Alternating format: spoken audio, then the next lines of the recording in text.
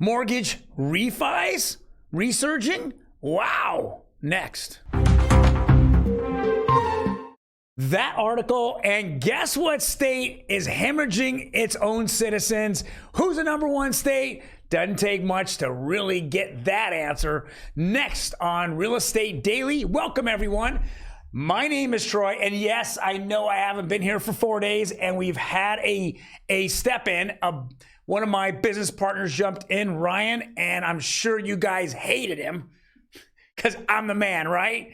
Yeah, leave that comment down below if you think I'm better than him.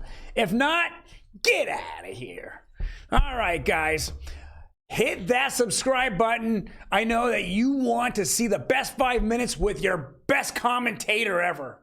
All right, let's jump into it. CNBC, mortgage refinance demand surges as homeowners take advantage of lower interest rates. We're seeing that, and there's a demand in the surge of buyers out there getting approved. It's fantastic. We're seeing the beginning of the year. I said this would be the time in which you buy. I really think that on February 1st, when the Fed meets and they raise interest rates, and they come out and have that conversation, there's going to be a little bit of unsettlement in the market. Now, we're seeing markets all around doing well. I think that Christmas was normal, which was predicted to be a lot worse. So it was normal. So I think that the first quarter this year, which I predicted, was going to be kind of just there. It's going to be flat. It's going to be happy. Hey. It's the second quarter to watch out for. Next. Well, who did get pounded in the last couple of days? It's Wells Fargo. Now, Wells Fargo is enormous in the mortgage industry. They have a correspondent line, which they can take out, and you can go, and certain Wells Fargo connectors, I should say, can utilize that correspondent line, brokers, mortgage lenders, and they were utilizing it. Now they're all cutting that out or down to nothing. They foresee that the amount of homes being sold this year is going to be significantly less than last year. If we look at 12 months ago, we still saw a huge surge in the first quarter of people buying homes. That's when rates were still in the 3s and 4s, and at the end of the quarter, 5s. Then it all slowed down. Now, we know that inflation's around. We know that people are still kind of scared to sell their home because there's nowhere to go. Who wants to get out of their house with a 2% or 3% interest rate and then jump into unaffordable rent or a house that you have to pay 6%? An interest rate? It doesn't make any sense. And so that's why inventories are still low.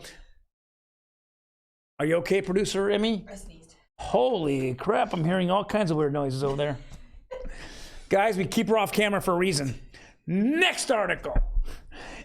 Orange County Register. Is the California exodus slowing? I love this. Is it slowing? Guys, the number one state that people are leaving one-way trips is, drum roll please. You got it. California.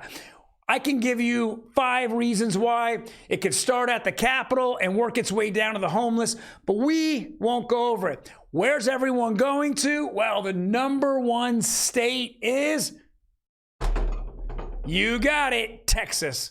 Well, I wonder why. I mean, the weather isn't better there, but I think that the lifestyle is better there. You have a better governor. You have a lot less homeless. They're handling the homeless a lot better. Of course, you have a huge border crisis that we won't talk about.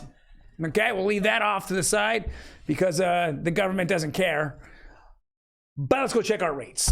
Guys, rates are down, and they are down big. And this is where the last quarter of last year, when they dropped to 6.25% to 6%, this is where we saw a resurgence in purchases. If that's a fact, we'll probably see more houses hit the market. This is a very good indicator right here. 30-year conforming is 6.28. 30-year jumbo, which I'm glad to see down, because at last week on Friday, it was at 6.6. It's down 6.32. Huge drop. 30-year FHA, it's all flat. It's like 0.00 is flat. The 7 on there is just because they wanted to throw a number out between 1 and 9. Okay? This, again, is a very good indicator. I think we're going to see a fairly brisk second 2 weeks of January. We're going to see a little pickup there in February, but it's all going to come down to what the Fed has to say on February 1st and at the news conference afterwards. We're going to see how the mortgage rate, the mortgage lenders, as well as the bond market reacts to it, but hopefully we will see something good. Now, I believe CPI is tomorrow, and I know a lot of people are way over optimistic with it. You know, I saw a survey come out and said, is it going to be on Twitter, is it going to be above or at or below 6.6? Now, that's pretty aggressive, and the majority of people actually answer below 6.6. Now, it's kind of hard to take that in consideration with rents being so high that they are. You know, I know gas prices went down, obviously because the Chinese have locked down their entire country, and there's no gas. You can't travel anywhere if they lock you down, right? Very few travelers.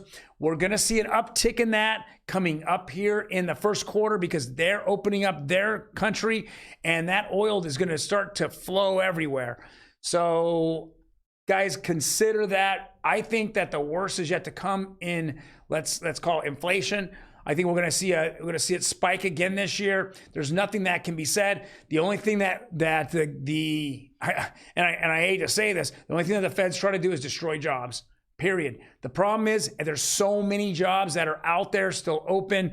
You know, just, you know, even jobs that, you know, are filled. You have just people that don't want to work. They act like they don't want to work. They will be let go if a lot of people come back in the job market and they have to get jobs. So, well, guys, thank you very much for joining me today. It is Wednesday. Now, tomorrow, January 12th, I am going to be excited, and I'm going to give you, hopefully, more better news as interest rates continue to fall. You guys take care, and I will see you, man. Yana.